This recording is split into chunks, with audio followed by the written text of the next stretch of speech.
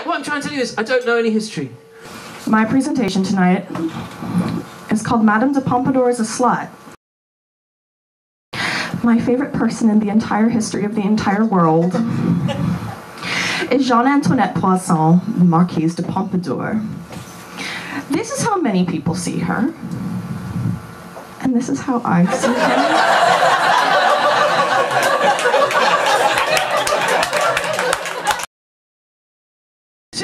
She, if you look here, she was the first solar powered nun. She's making some book soup. We've booked 9 acts, right? And each one of these acts, let me tell you first of all, they're a genius. Let me tell you first of all, they are beautiful beyond your wildest dreams. Let me tell you they are articulate, they are erudite, they are scholarly, they are all of these things, and I can promise you they're all of these things because I don't know who any of them are, right? They're just people that tweeted at me and going, can I do the history show-off? And I was like, yep. And that, we didn't even like check or nothing. I did get one email from somebody where I thought they sound bonkers. So I got an actual historian to look at it and she went, yeah, they're bonkers. Don't let them play. So they're not here. But other than that, these people made it through.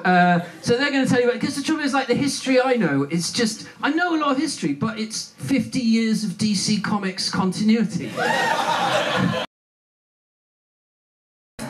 Those are more kites. There's another kite, but the kind of kite flying Tuesday did was where you put a monk inside a kite and you fly it up in the air. This is a box kite, and because they could do it with the young monks because they were small, they were children, you can see just in there's a figure of a person in the box. What? So, now we didn't have guacamole, but we weren't stupid. People started asking questions. And one of the cases was Mary of Egypt. She liked to levitate. She was the patron saint of penitence. She was a whore that turned into a hermit, like most women in history. Could you sit down on the chair? So you can be the lusty cook, and we can be the 4 French girls. I should perhaps explain. For those who haven't seen this is in fact a hard-boiled egg decorated as Isaac Newton, placed on a pedestal.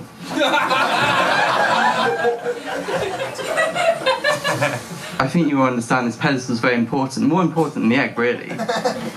For it's not only a literal pedestal, it's also a metaphorical pedestal. And the Victorians decide, oh, we'd like to rebuild this church. And so they go down into the vaults and they find a box. Ooh, I wonder what's in the box. It's like Christmas. Oh, it's a severed head. So what do you do with this decomposing severed head? Well, you do what any good 19th century person would do. You put it on display and charge money to come and see it. I sometimes feel like you historians, if you're historians in the room, you kind of hide the good stuff from us. And you know about it, but you're like, we're not going to tell you. Like, I was reading the other day that the whoopee cushion was invented in ancient Rome by an emperor called Elagabalus. Do you guys know Elagabalus? Woo! Yeah? Okay, so here's the thing you're hiding. His real name was Bassianus. I know it's pronounced Bassianus, but like, the whoopee cushion was invented by Bassianus. We need to know that. Have any of you been to Parliament? Woo! Due to women in Parliament being only really present in the last 100 years, there were no facilities, i.e. toilets, provided in Parliament. This, of course, was rectified when we saw female members in both hazes. Go equality. Okay. But the question is, what if one vagina is not enough? What if you're really worried about getting ill? You multiply, and this is where we get medieval hazmat suits.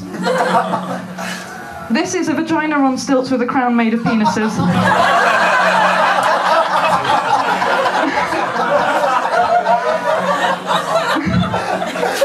This is a penis wheeling a wheelbarrow full of penises along the shaft of a longer penis.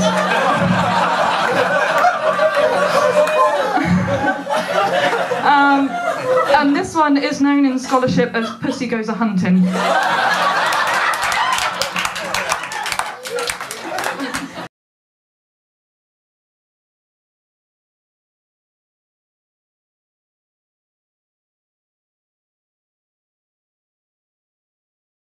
That is a new thing at my work, 360-degree appraisal. So I now have to do sometimes feedback on staff who aren't in my team and I don't work directly with. So ambulant penis with wings and a crown and a bell. It goes in anonymously.